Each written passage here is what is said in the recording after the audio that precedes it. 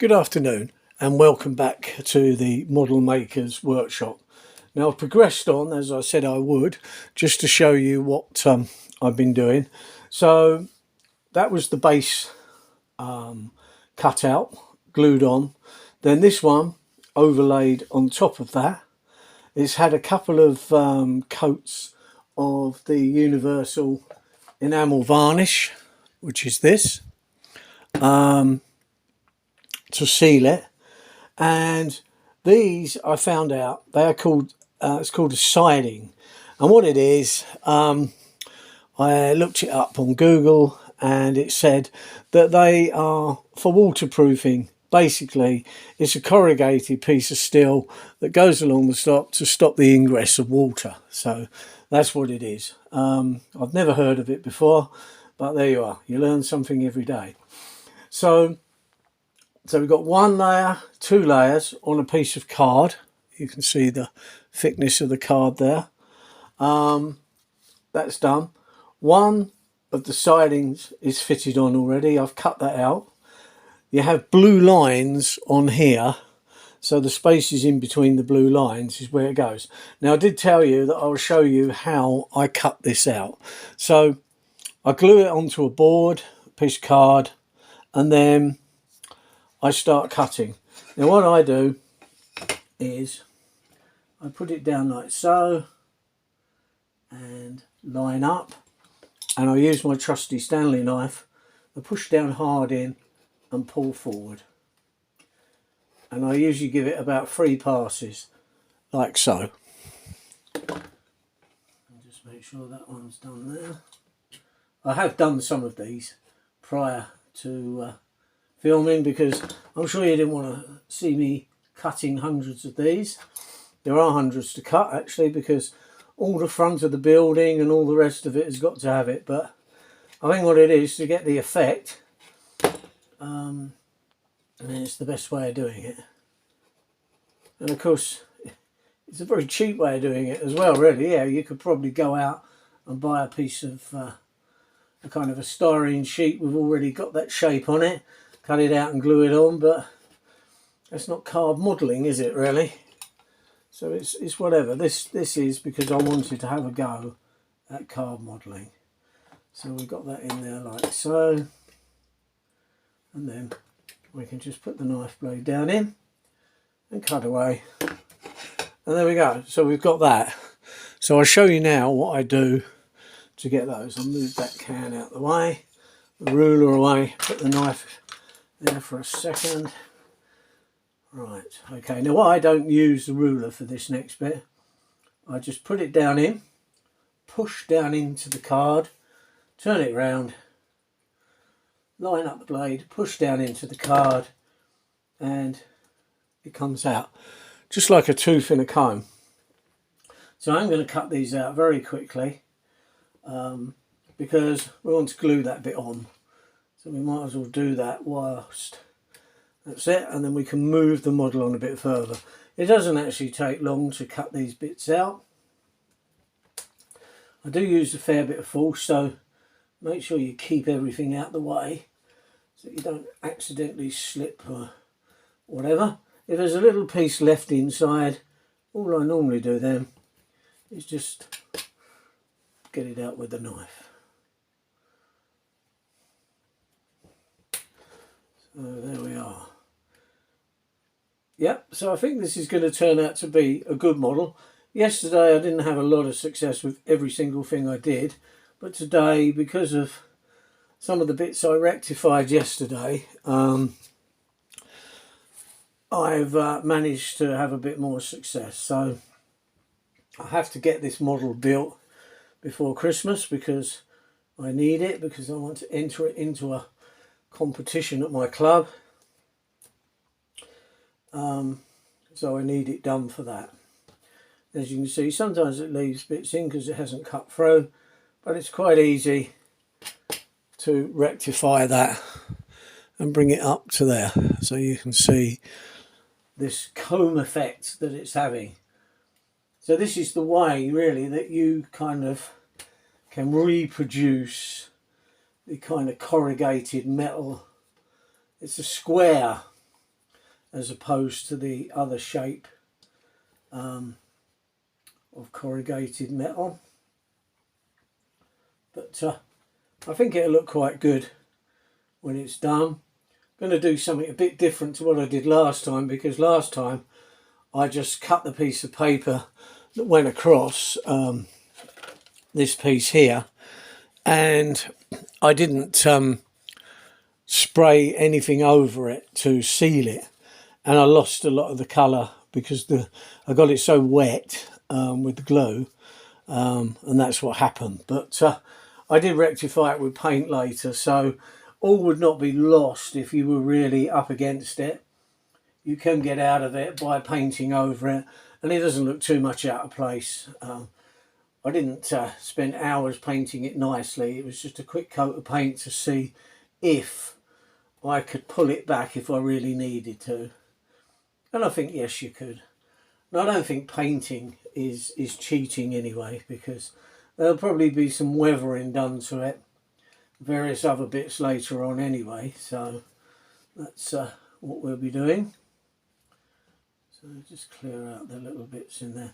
So if you don't clear them little bits out, when you put the paper across and glue, you won't get a clear. I want to get a really accurate looking square corrugation this time.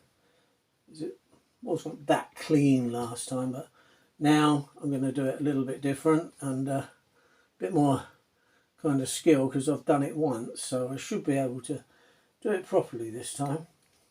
So we're nearly there, a couple more to go, and that's it. You think of how many times you've got to do this, because I am building it extended, so there's 2 of them in a line, one side, 2 the other side, so you can see already what you've got to do there. But the front and the back has also got it on, but more of it. But of course, by the time I get to that, hopefully I would have perfected my skills at putting this stuff on. Again, it's something I haven't done before, so it's all learning. But I'm not going to shy away from it. I'm going to succeed. So, like I said, I've never done a lot of card modelling in my life, so it's something that goes right back. I mean, I've seen some terrific models, the whole thing made by card. So there we are. Right, so just one other thing before I glue that on. I see these on the actual printout. It says sills, so basically they're the windowsill. Now I kept looking at this and I'm thinking, well, how on earth does this go? I looked through all the instruction sheet, nothing. So I deduced it. I've stuck one on already there. So what you'd basically do is you glue it along the front on the grey line. Make sure it will fold neatly back. So I've got to trim just a weeny bit off of that, because you don't want it, because otherwise it'll ruck up. So you glue that along like so. When that's dry, glue on the back, and then, like I've done there, fold it over. And what that does is it gets rid of that raw edge that's in there, because I thought perhaps you had to put card in it or whatever, but no. As far as I can see, that's how the seal goes. Right, they come double like that. It's got a bluey, grey colour line through the middle, which that is a cut line. So that is 2 seals. So one of these will do 1 panel, like so. All right, bit fiddly to do, but I think it's worth it, because it's going to get rid of that raw edge. Because that's done. And then obviously when you do that up in there, not sure what happens on that, but you may have to just touch it in with paint or whatever.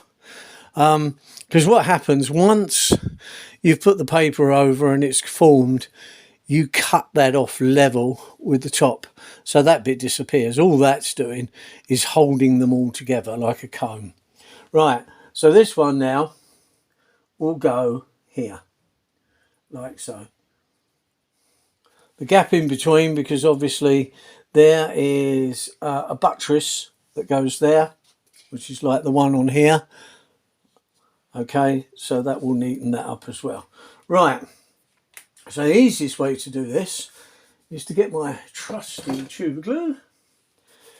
And like I say, be careful with this stuff because it's quite wet. And I don't want to get it on anything else. So all I do is just a little bit in those blue lines in between. Just along like so. Like that. Doesn't matter if it goes over because obviously we're going to let it dry before, and this will soak in to the paper anyway, so just put it along there like so. It will spread out as you squeeze it on, so it's not going to cause you really any grief. Just make sure there's some. This is very strong, this glue. And it works very well. Rocket card glue. There is a link, I believe, in the first card modelling that I did, so that if you need to purchase it, it shows you through the link. You can get it off of Amazon. I mean, obviously you can buy it other places. I'm not sure about the price on everywhere else. I just got it because I got the models and I wanted to go quite quick. So you just level it up, squeeze it down. The excess glue is not going to hurt anything now because I varnished the bits, so I'm not too worried about it now. But before, that's when it went wrong. Right, so that's on there like so. Just make sure it's level. It looks pretty level to me. Right, so that is the other one stuck on. And you still get a few moments of readjustment if you need it. But you don't get a lot because when you start to peel it off, it will start pulling off the other bits. So anyway, that is that bit. When I come round to doing the corrugated bit in between, I will film that live as well, so that if it messes up, you'll see it live on there. But anyway, that's this one for now, and I may be back later on today with the next bit so that we can see. And all I'll probably do in a minute is to glue the windowsill on as well, so that they're both up to the same standard. Just making sure everything looks good there. Yeah, I think that looks all right. The holes there, not too bad about there because that's not quite square along the top, but the hole spacings there are okay. So anyway, that's it for now. And if you like this, please like. If you want to subscribe. There are lots of videos on the channel now.